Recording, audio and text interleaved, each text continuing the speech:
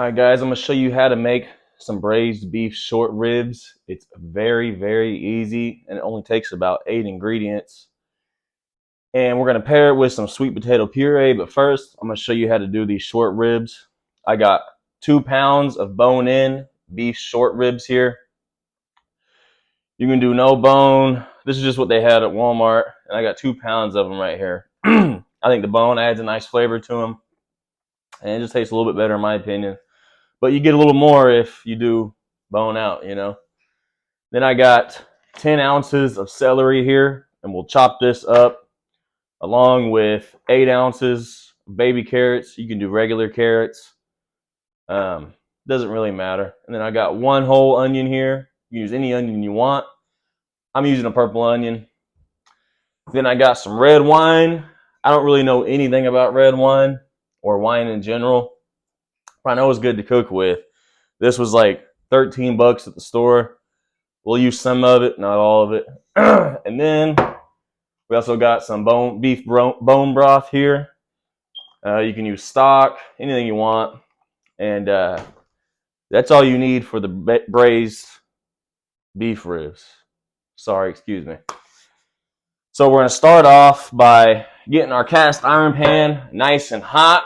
You can use a Dutch oven if you got one. I don't have one, so I'll be using this cast iron pan. Make sure it's deep enough for your ribs to sit all the way in so you can almost fully submerge them. And then we'll just add some aluminum foil over it, and it'll have the same effect as a Dutch oven. So keep that in mind. If you got a Dutch oven, use that, but you don't need one. So we're going to start preparing this, and I'm going to show you how to do it. So let's get to it. So I went ahead and set the oven to 275 degrees, and I got my cast iron pan on the stove top getting nice and piping hot. We're going to salt and pepper these. Normally, you would want to dry brine these overnight, and dry brining is essentially just covering them in salt and letting them sit in the open air overnight so the salt can penetrate, kind of break down the fibers a bit, and make it even more tender. However, I did not do that because I forgot, and today's Sunday, so I wasn't going to wait till Monday to make this video, so I'm going to go ahead and just stick them in just like this without dry brining them. They still turn out just perfect, but like I said, if you remember or you got the time, go ahead and dry brine them. They even come out just a little bit better, but you don't have to. So I got all these nicely coated with salt. Hit them with some pepper too. And once I finish coating these with pepper, don't make sure you want to rub it all in too, real nice. We're going to go ahead and just sear them on all, I guess you could say 6 sides, because you want to make sure you hit this side here, this side, this side, this side, and this side. 6 sides, brown, the whole outside of these. Not cooked all the way through, just browned. We'll set them off to the side, and we'll go ahead and start getting our vegetables brown, and we'll go from there. So, see you in a second. All right, so I got some olive oil in our piping hot pan, and we're going to add all of our short ribs in here and brown them up on every single side. And once those are brown, we'll take them out, set them to the side, and while those are going, we're going to chop up our vegetables. Alright, that took but a few minutes, and they're getting nice and brown, a bit caramelized on the outside. Like I said, they don't have to be all the way done, but we're going to go ahead and take these out and set them off to the side and cook down our carrots, celery, and onion in the same oil. So keeping it simple here, just grab you a bunch of celery and chop it right on down like that. Doesn't need to be super fine or super fancy, because these are going to cook down quite a bit anyways. Most of it's probably just going to liquefy, you know. So, but as you can see, about something like that. And as for the carrots, honestly, I got baby carrots here, so you could just throw them in just like that if you want. Or, you know, chop them in threes. Threes would be perfect. Nice little slices like that. And we'll just chop our onions down Like I said, doesn't have to be too fine or too fancy. These are going to be cooking for hours in liquid. Most of it's just going to break all the way down and liquefy into some really good flavors. So nothing fancy here. So we're going to take all this, throw it in our cast iron skillet with that same oil we just cooked, or we just browned our ribs in, and we'll go from there. So I got all my vegetables here, and we're going to just dump them right on in. And we're going to cook them down until they start browning. And then we'll add in our ribs, our red wine, a little bit of beef stock, and keep her going. Now you're going to want to salt and pepper these vegetables as well to flavor. So be generous with the salt and pepper.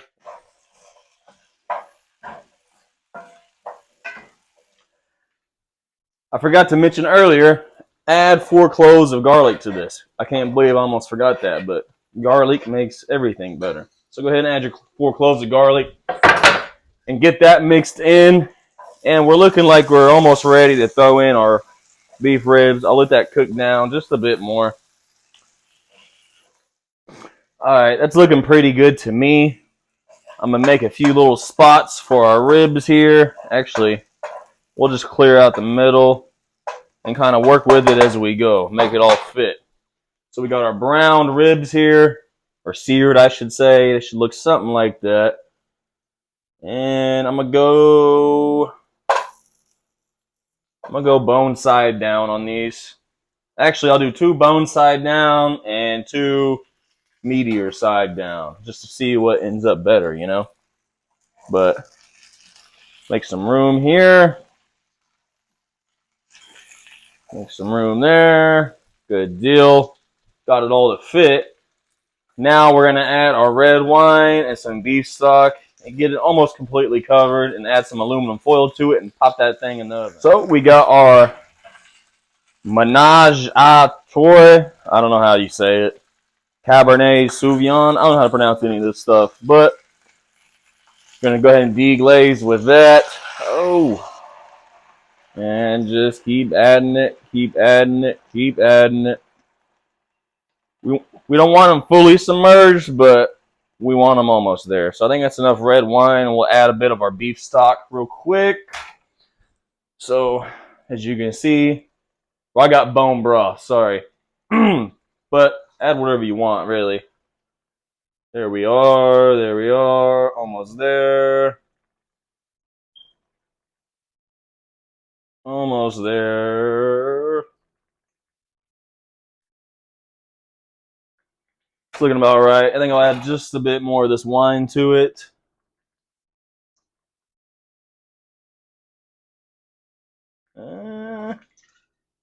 Maybe something like that. Boom. So we're going to let this come back to a boil.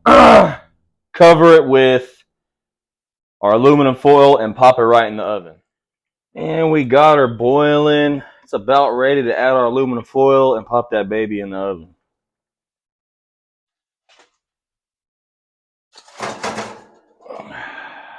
And we got her in the oven with our aluminum foil. Much easier if you got a Dutch oven, but hey, this is what we're working with. And set your timer for 4 hours and go run some errands, hit a workout, do what you got to do for the next 4 hours. And we'll come back and make our sweet potato puree and show you how easy and delicious this is. So I got 2 sweet potatoes here. I'm only doing 2 because I don't have enough room in my fridge to store a bunch of sweet potato puree. So I'm just doing 2 and probably just eat the whole thing tonight. So I usually want to bake sweet potatoes at 400 degrees for about an hour or so. But we got 2.5 hours left on our ribs. So, and those are baking at 275 degrees. So what I'm going to do is go ahead and throw these in there with them. And at that, when it's done in 2.5 hours, those potatoes should be about done as well. And we'll be able to just go ahead and finish up our puree when our ribs are done. Okay, so it's been 4 hours, and let's see what we have got here.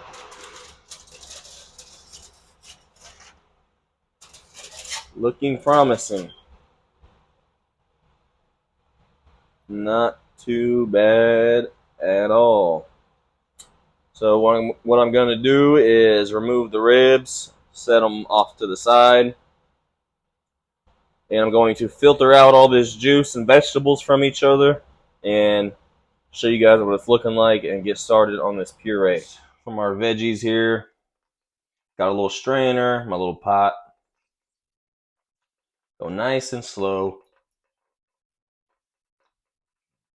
So not everything falls like it's about to do. Be very, very careful.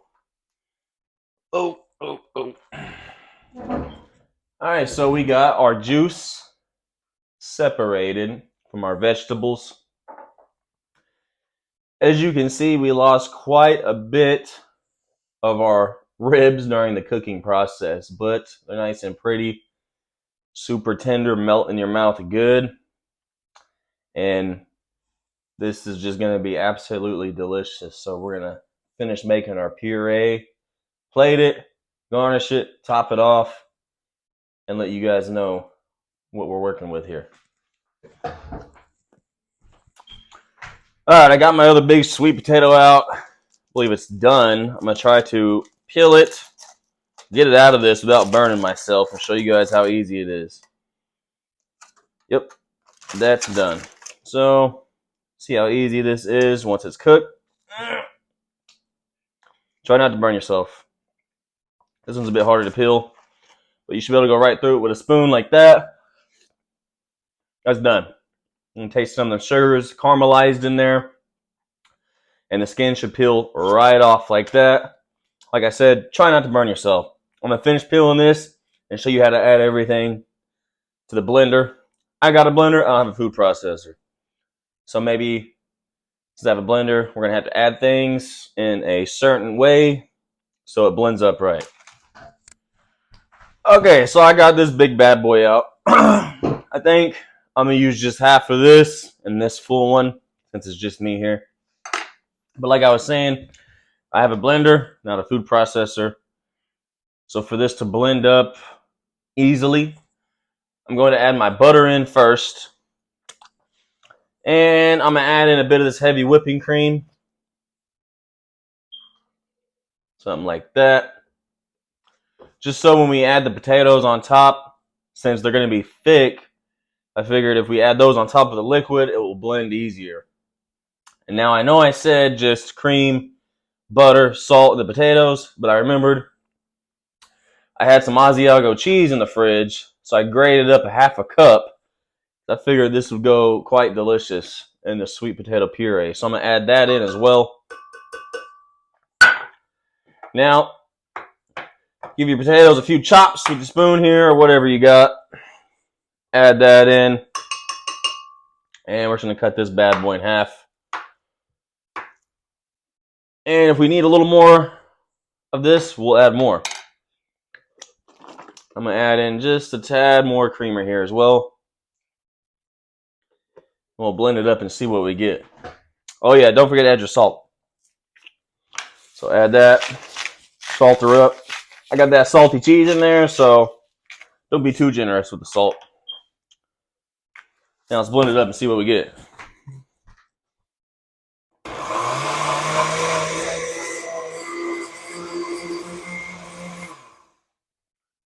So kind of what I thought. It's going to be hard to mix with the blender.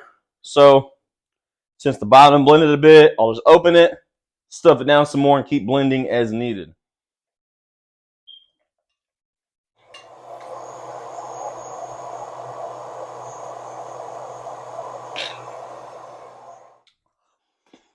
So I ended up adding both of those sweet potatoes to this. We got a nice fluffy consistency here. What I can tell you is I added half a cup of that Asiago cheese, and that made a huge difference. That is one of the best things I've ever had in my life. Couldn't tell you how much cream I added. Couldn't tell you how much salt I added.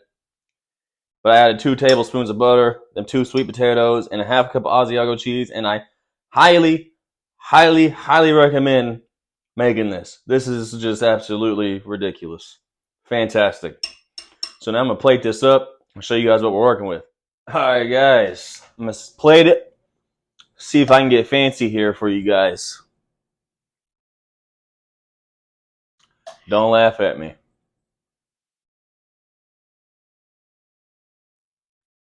And I'll pick one of the fanciest looking ones I have here. I think I'm gonna go with this one, because that bone's sticking out like that. So it's gonna look kind of fancy, right? That's how this works. Set that right in there like that. We're gonna take a bit of our sauce here. Drizzle a bit of that over it. Nothing crazy. Just a bit. Just a bit. Like that.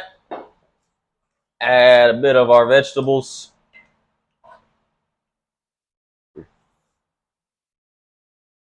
Like that. Boom, boom. And I got some fresh dill and basil here. Just for some greens, some flavor. Honestly, you can add whatever you want to garnish it. But I like basil and dill. You can use cilantro, parsley, green onion, whatever. It's all gonna work. We're here experimenting, right? All right. Hopefully that's fancy enough for you guys. Let's try it out and see what we got. All right, so a moment of truth here. Let's see what we got. This should be tender enough to eat with a spoon. So we'll see what we got. Okay, so far, so good. We got a bit of our potatoes, a piece of meat. Let's see what we got.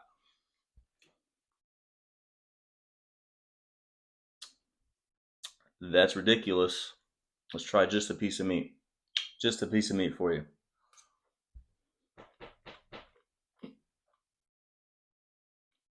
That's absolutely delicious. Let me get one more bite.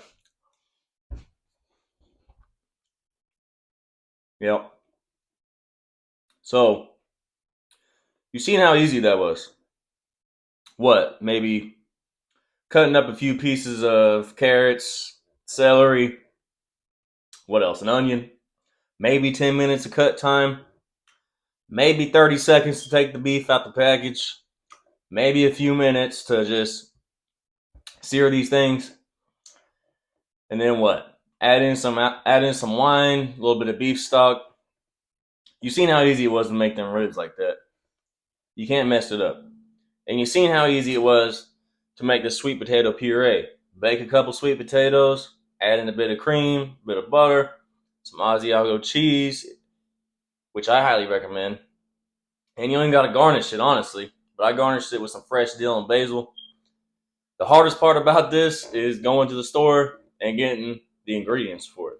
This is very hard to mess up and absolutely delicious. So go ahead and try this out. Tell me what you think. Give me a like, subscribe. I highly appreciate it. And I hope you guys enjoyed everything. I'll be back with some more. And I'm going to go ahead and eat this, finish up. I'll see you guys next time. Peace.